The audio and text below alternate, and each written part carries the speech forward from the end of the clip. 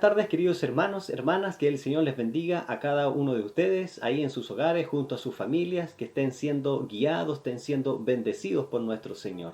Amén. Damos gracias al Señor porque nos podemos reunir un día más para poder estudiar la palabra del Señor. Ya vamos avanzando rápidamente, ¿cierto?, en cada una de las lecciones de nuestro estudio. Vamos en la lección número 5, que es titulada Limpiando la casa. Pero antes que comencemos en nuestro estudio bíblico, quisiera invitarles a tener un tiempo de oración al Señor. Amén. Oramos a Dios. Padre eterno que estás en los cielos, te damos muchas gracias, Señor, por tu presencia en medio de nosotros. Gracias, Señor, porque por medio de tu Espíritu Santo sabemos que usted nos guía, Padre Celestial, para comprender las verdades eternas que están en tu palabra. Ayúdanos, Señor, a vivir de acuerdo a los principios bíblicos que tú nos enseñas por medio de ella. En el nombre de Jesús. Amén. Bien, hermanos, estamos en la lección número 5 de nuestro estudio, Señor, como familia, enséñanos a orar. Esta lección, hermanos, lleva por título Limpiando la casa. Amén. Entonces, lo que yo les quiero comentar el día de hoy, hermanos, esta lección, Limpiando la casa, la lección 5, si usted a lo mejor ya la leyó o la está leyendo, usted se va a encontrar con una enseñanza que es muy común a lo largo de la iglesia evangélica en muchas partes del mundo, ¿ya? Pero precisamente, hermanos, yo quisiera tocar con mucho cuidado esta lección por el hecho de que hay una enseñanza, una doctrina que se basa solamente en este versículo, ¿ya? Entonces, pero quiero que la veamos a la luz de toda la Biblia, a la luz de tanto del Antiguo y tanto también del Nuevo Testamento. Hermanos, no es que el estudio en sí, las dos lecciones sean malas o sean erróneas, solamente hay un gran detalle en esta lección, porque existe un sector de la iglesia evangélica a nivel mundial que, basándose en el texto clave, ¿cierto?, que tiene esta lección, que es Éxodo capítulo 20, versículo 5, tratan de enseñar que hay pecados de nuestros antepasados que se transmiten a nosotros y a nuestra descendencia, a nuestros hijos y también a nuestros nietos. Precisamente esta lección, hermanos, Limpiando la casa, trata este tema que se denomina los pecados generacionales o maldiciones generacionales. Ahora, en este estudio también hay algunos puntos que son bien interesantes que también los vamos a tratar al final del estudio.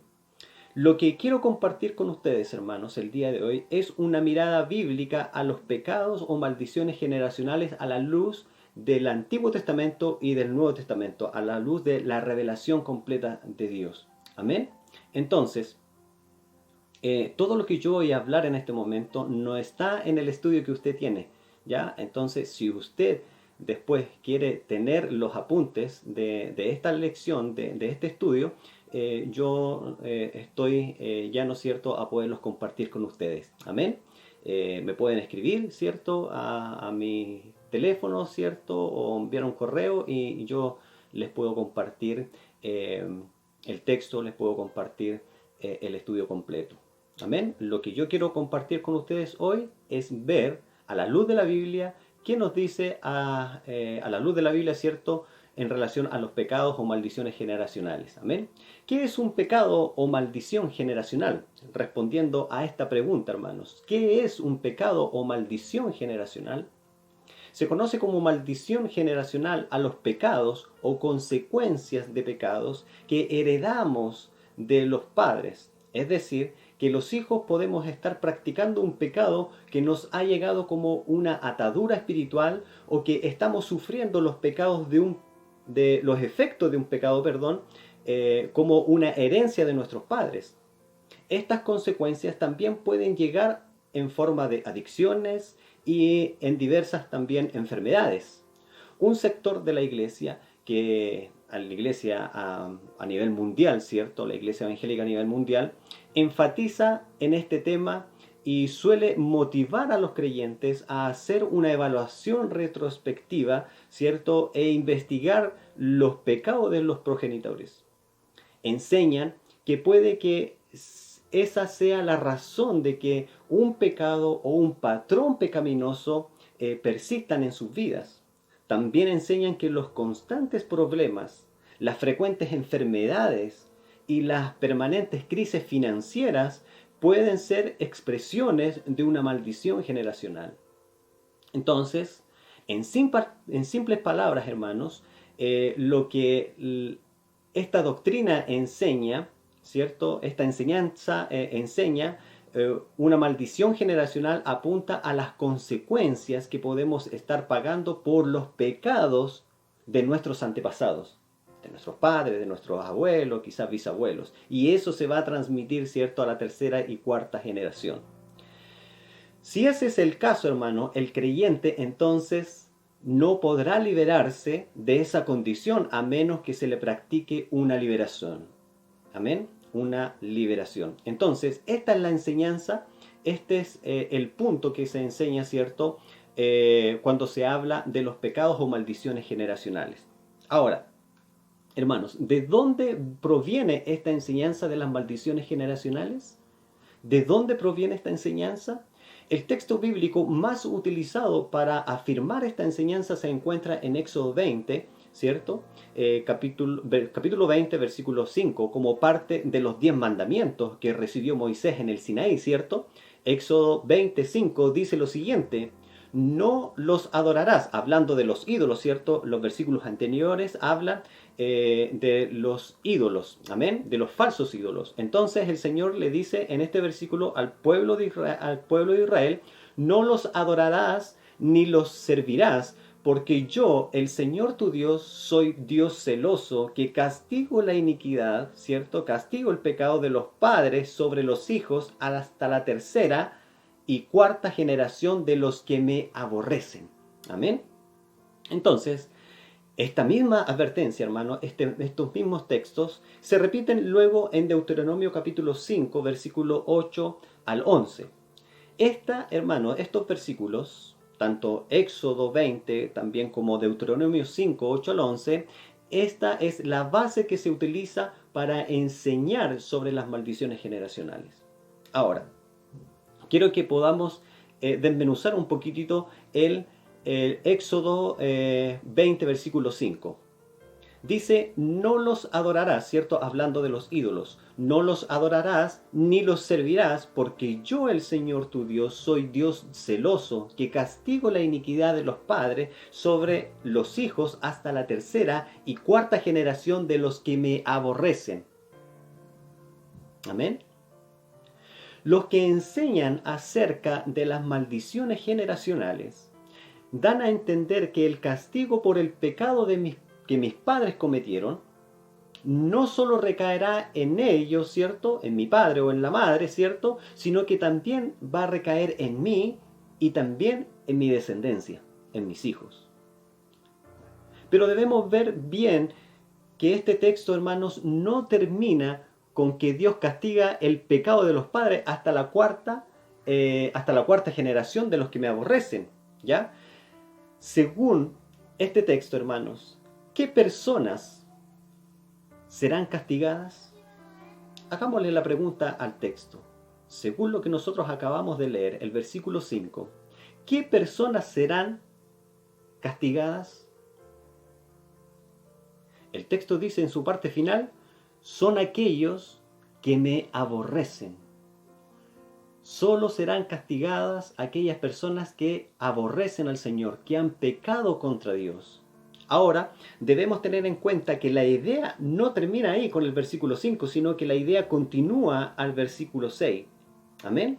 Y el versículo 6 dice lo siguiente: y muestro misericordia a millares a los que me aman y guardan mis mandamientos. ¿Se fija?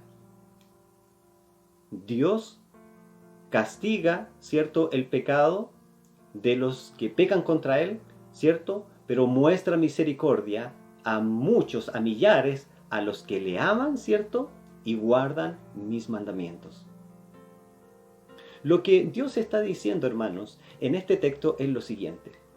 Claro que voy a castigar hasta la tercera y cuarta generación de los que me sigan aborreciendo, que sigan pecando contra mí. Es decir, si el padre peca contra mí, dice el Señor, lo castigo. Si el hijo me aborrece y peca contra mí, lo castigo. Si la generación que viene me aborrece y peca contra mí, lo castigo. ¿Ya? Entonces, Dios va a castigar a quien peca delante de Él. Amén. Dios no me va a castigar porque soy hijo de tal persona que ha pecado contra Dios, sino que Dios castiga a quien peca contra Él. Pero, ¿qué dice luego el verso? El verso 6 dice, y muestro misericordia a millares, a los que me aman y guardan mis mandamientos.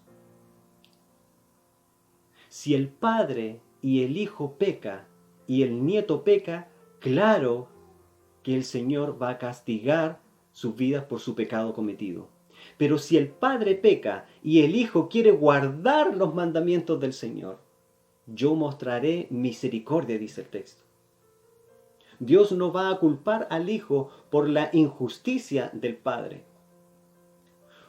Un texto, hermanos, un texto quiero que vayan ahí a Ezequiel, capítulo 18, versículo 20, porque específicamente el versículo 20 de Ezequiel 18 echa por tierra esta enseñanza. Dice lo siguiente, Ezequiel capítulo 18, versículo 20. Si usted puede tener tiempo más adelante, puede leer todo el capítulo 18 porque trata específicamente este tema. Pero vamos a leer solamente el 20 y más adelantito en el estudio vamos a leer unos versículos anteriores y posteriores al versículo 20. Dice este versículo, solo el que peque merece la muerte. Ningún hijo pagará por el pecado de su padre, ni tampoco ningún padre pagará por el pecado de su hijo. El hombre justo será juzgado por su justicia, y el malvado será juzgado por su maldad. Amén.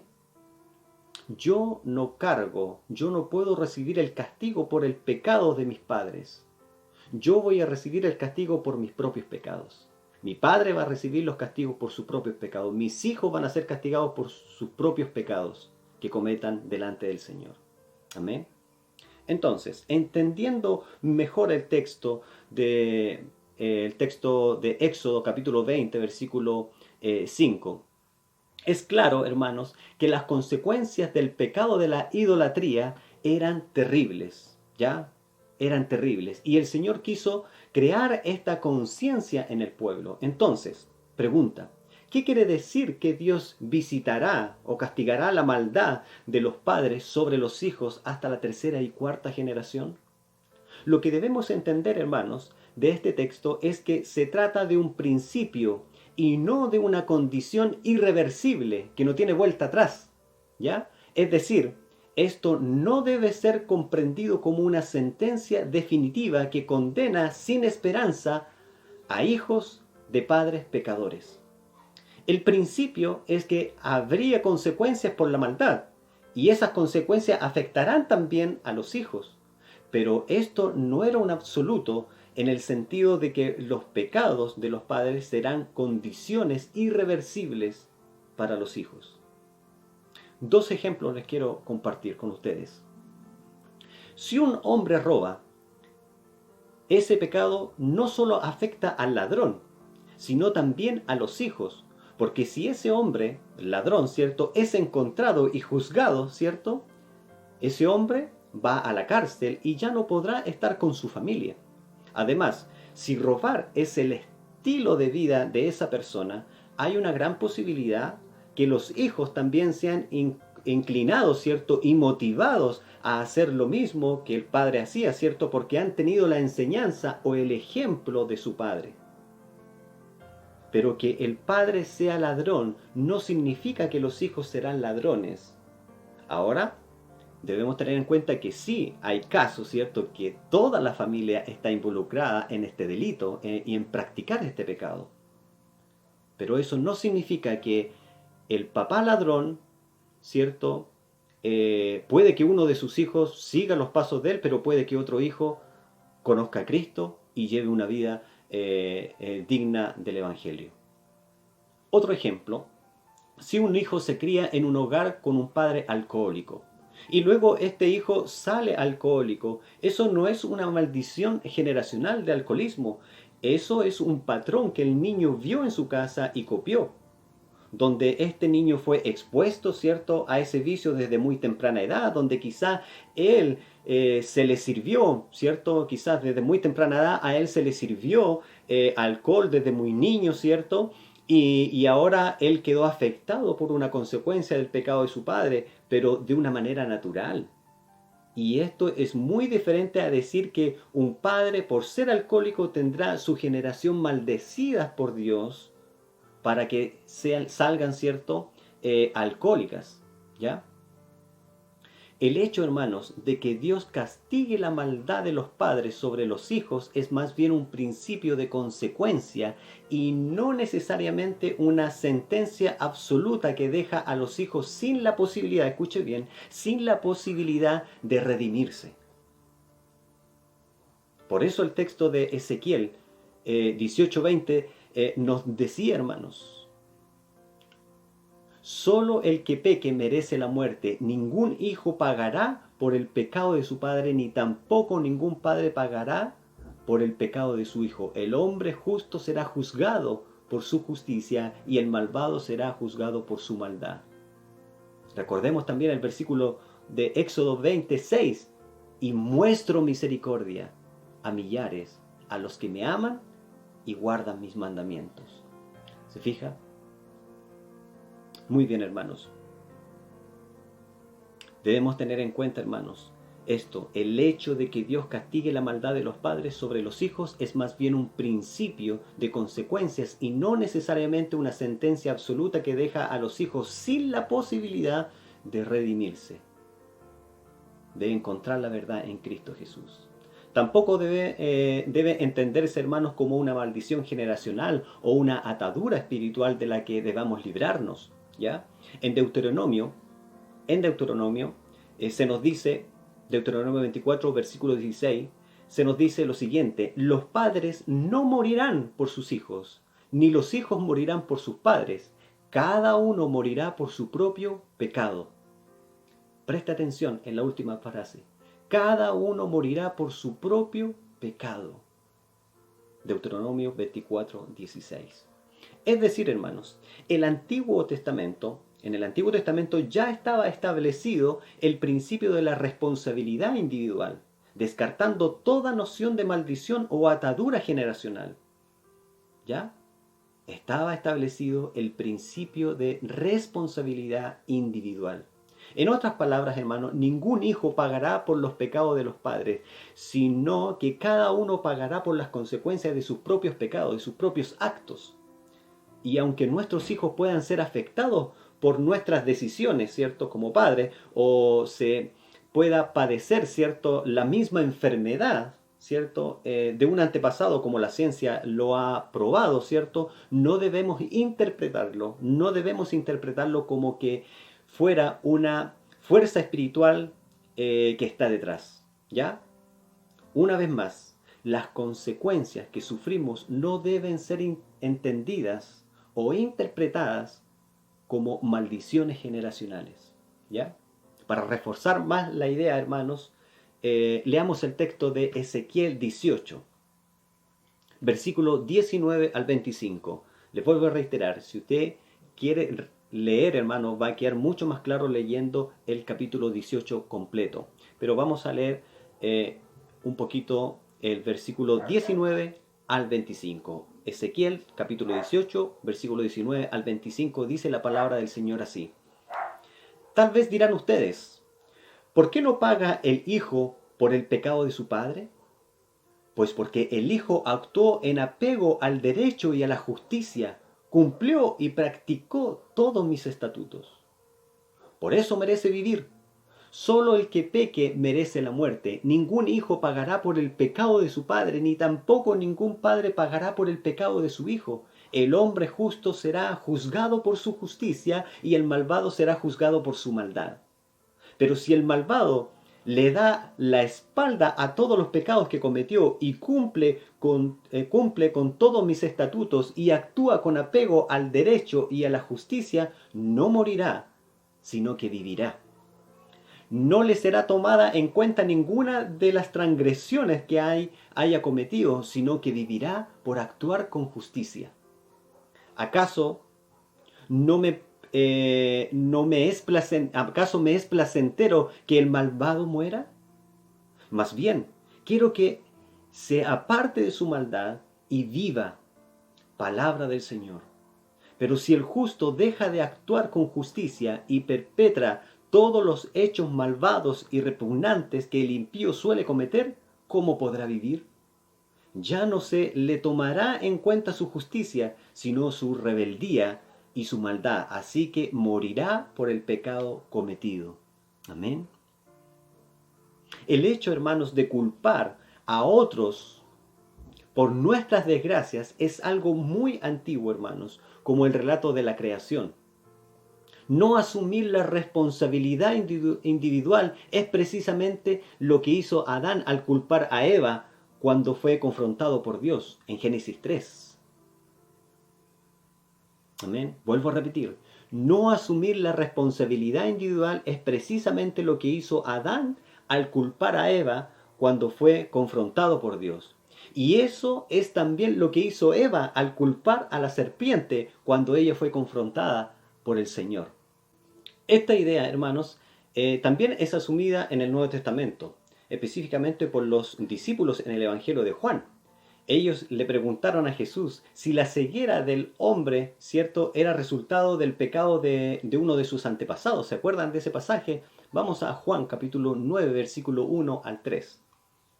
Dice Juan, el Evangelio de Juan capítulo 9, versículo 1 al 3, dice: al pasar Jesús vio a un hombre que era ciego de nacimiento.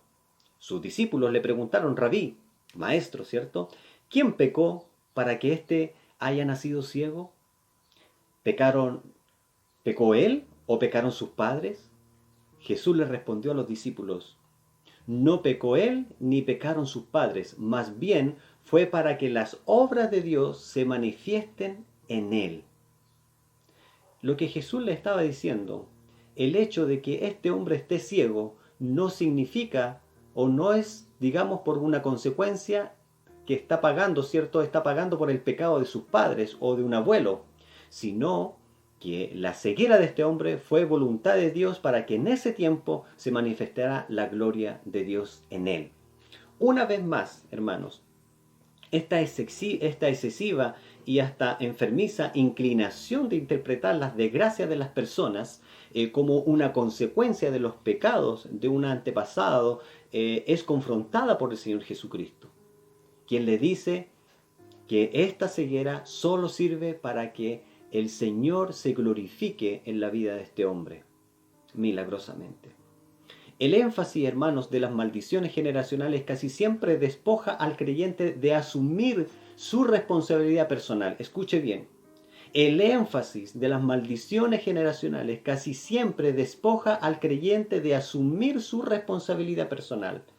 Y lo que es más delicado, hermanos, lo que es más delicado, no lo motiva a buscar el arrepentimiento por sus propios pecados. Por lo tanto, en concordancia con la enseñanza bíblica, debemos concluir que la doctrina de las maldiciones generacionales es teológicamente deficiente y en la práctica es muy peligrosa para el creyente y la iglesia en general. Pero entonces,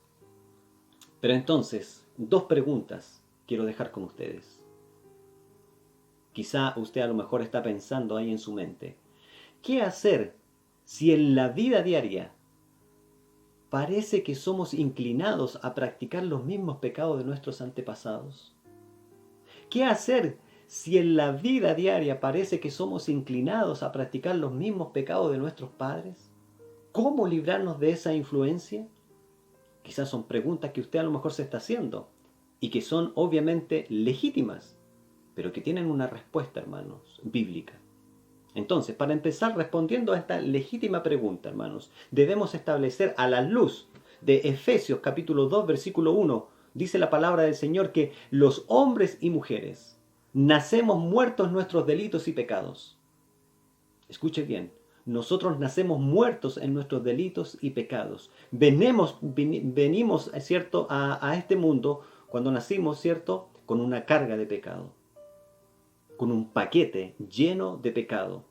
Entonces, y además también podemos agregar a esto, hermanos, que nuestro corazón está inclinado siempre y únicamente hacia el mal. Es lo que nos dice Génesis capítulo 6, versículo 5. El Señor vio que era mucha la maldad de los hombres en la tierra y que todos los planes y pensamientos de su corazón eran siempre los de hacer solo el mal. ¿Se fija? Nuestro corazón está inclinado siempre y únicamente hacia el mal.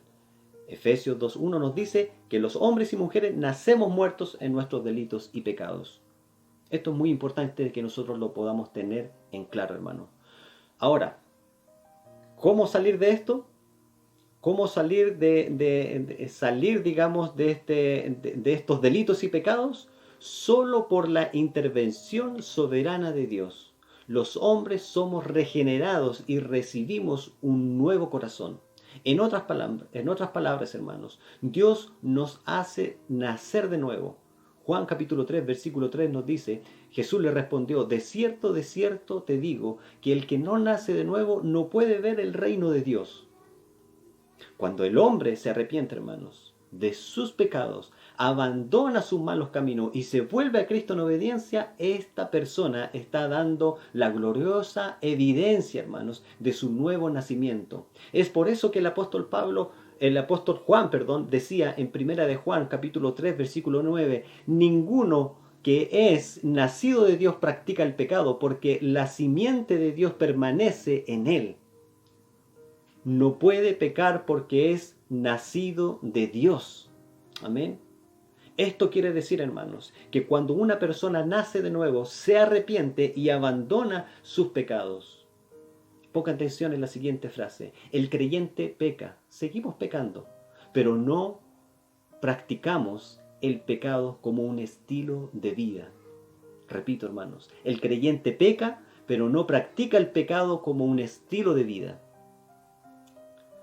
Tomando como referencia las palabras, hermanos, de Juan, concluimos que la práctica abierta y permanente de un pecado, en la mayoría de los casos, es una evidencia de que esa persona no nació de nuevo. Amén.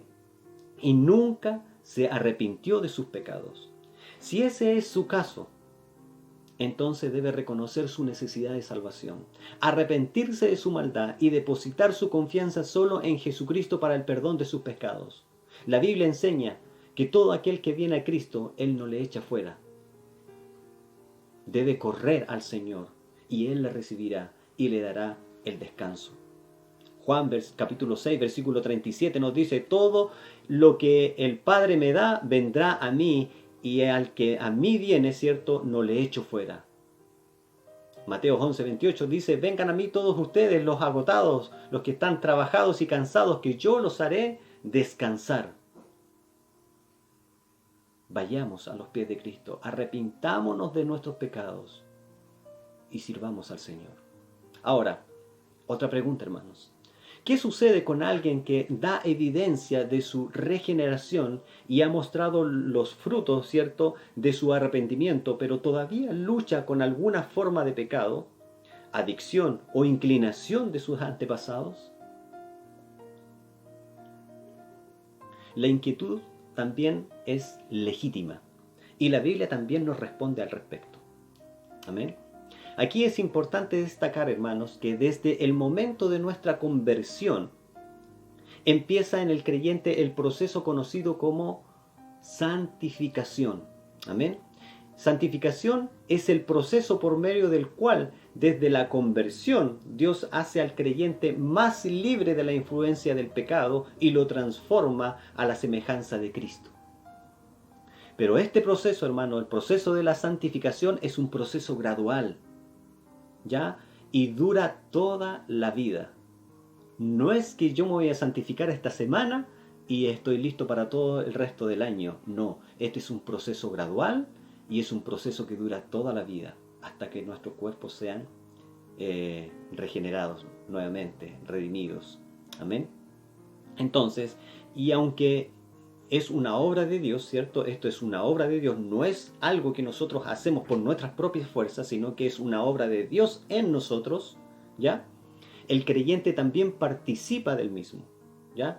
Esta es la enseñanza que Pablo expone en Romanos capítulo 6, versículo 12.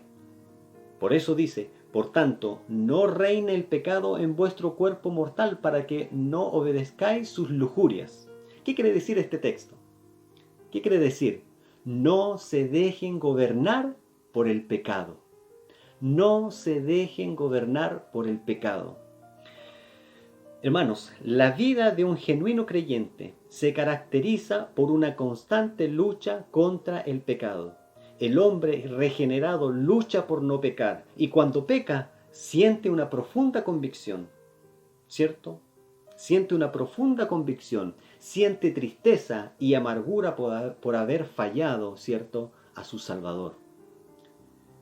Pero no debemos olvidar, hermanos, que el llamado del creyente, según Lucas 9:23, es a negarse a sí mismo, a tomar su cruz cada día y seguir a Jesús. En Colosenses capítulo 3, versículo 5, nos dice el apóstol Pablo y nos llama a hacer morir lo terrenal en nosotros. Y en Romanos 8:13 nos dice: porque si ustedes viven en conformidad, ¿cierto?, con la carne, morirán. Pero si dan muerte a las obras de la carne por medio del Espíritu, entonces vivirán.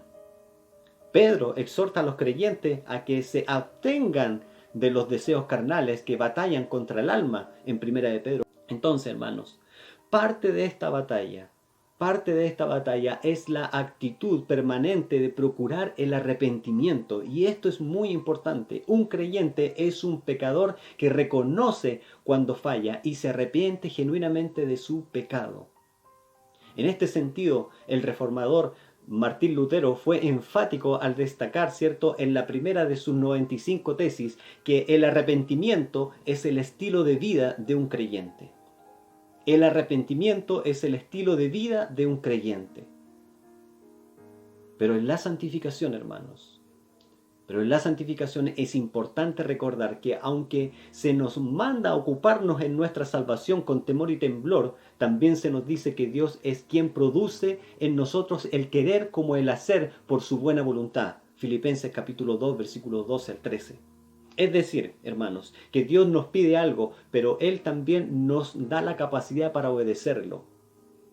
Y esa es una gran promesa de Dios, hermanos, que Él nos da. La gracia de Dios no solo perdona nuestros pecados, ponga atención en esta frase, la gracia de Dios no solo perdona nuestros pecados, sino también nos capacita para vivir la vida cristiana. La gracia de Dios no solo perdona nuestros pecados, sino que la gracia de Dios también nos capacita para vivir la vida cristiana, en santificación a Él, en guardarnos para Él, en presentar nuestros cuerpos en sacrificio vivo a Él. Además, debemos decir que nuestra santificación será proporcional al entendimiento que tengamos de la persona y la obra de Jesucristo. ¿Qué quiere decir esto, hermanos? Que nuestra santidad se corresponde en gran medida a nuestro entendimiento del Evangelio. Mientras más comprendamos lo que Cristo hizo en la cruz por nosotros, mayor será nuestro anhelo por crecer en su semejanza, en ser igual a Cristo. Amén. Para que esto suceda es muy importante la constante exposición, la constante estudio y lectura profunda de la palabra del Señor. La palabra de Dios tiene un poder santificador en la vida del creyente. Por eso Jesús le dijo a sus discípulos en Juan capítulo 15, versículo 3, ustedes ya están limpios por la palabra que les he hablado. La palabra de Dios tiene poder santificador en la vida del creyente. Por eso que es necesario, hermanos, es importante la constante exposición, la constante lectura y el estudio profundo de la palabra del Señor en nuestras vidas. Debemos recordar que Cristo Jesús obtuvo eterna, segura y completa salvación. En Él, en Él estamos completos, decía el apóstol Pablo en Colosenses capítulo 2, versículo 10. En Él estamos completos. Es decir, Cristo es la provisión de Dios para el gran problema del pecador. Cristo es la provisión, hermanos, de Dios para el gran pecado, para el gran problema del pecado, perdón. Cristo es la provisión de Dios para el gran problema del pecado. En Cristo tenemos todo lo que necesitamos para nuestra redención, para nuestro crecimiento espiritual, y solo en Él tenemos lo necesario para una vida plena y llena del poder de Dios. Más que mirar, hermanos, al pasado, ¿cierto? A ver qué tipo de maldición pudiéramos estar sufriendo, pongamos nuestra mirada en Cristo Jesús. Y vivamos como hijos de Dios, que somos guiados por los principios que Dios nos dejó en su palabra. Amén.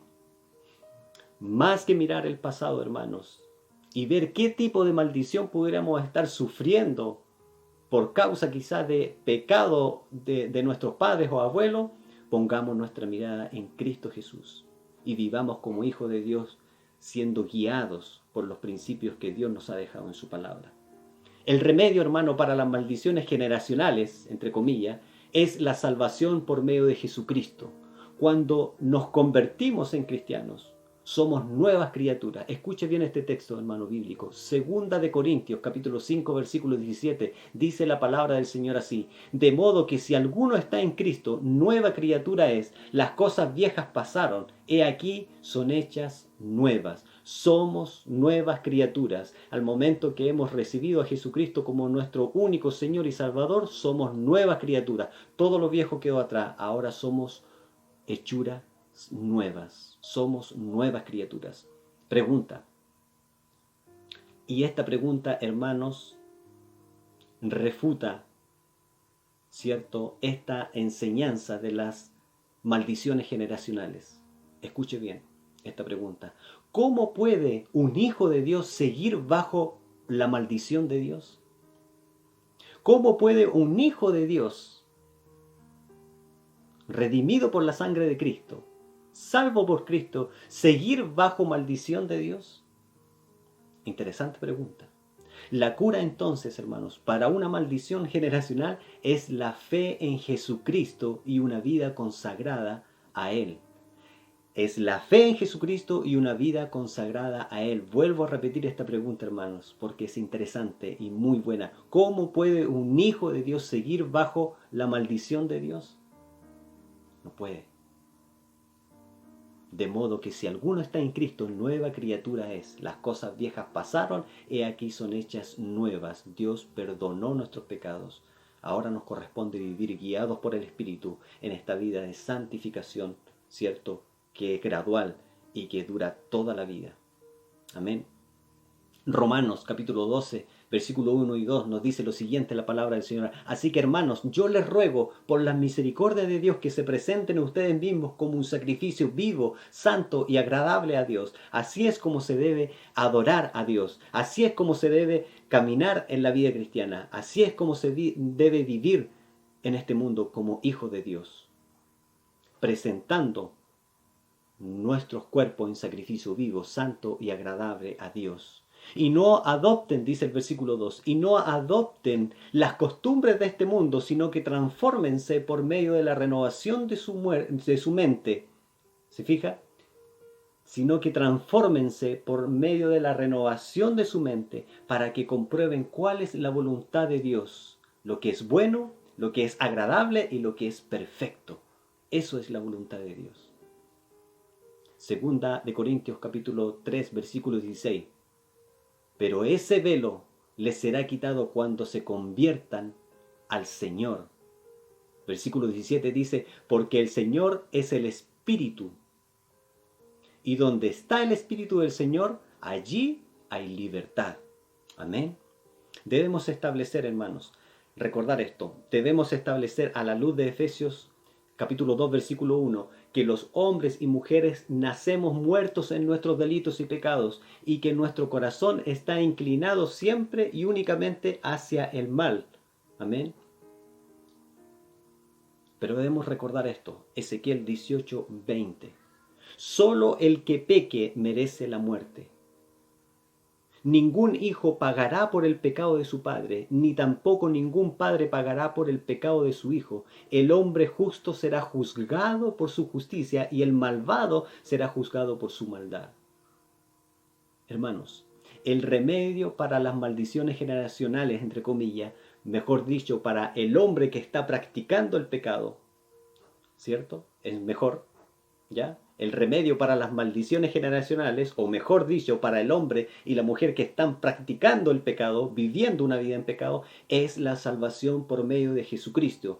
Cuando nos convertimos en cristianos, somos nuevas criaturas. 2 Corintios 5:17, de modo que si alguno está en Cristo, nueva criatura es. Las cosas viejas pasaron, y aquí son hechas nuevas. Debemos recordar, hermanos, debemos recordar que el creyente peca, pero no practica el pecado como un estilo de vida.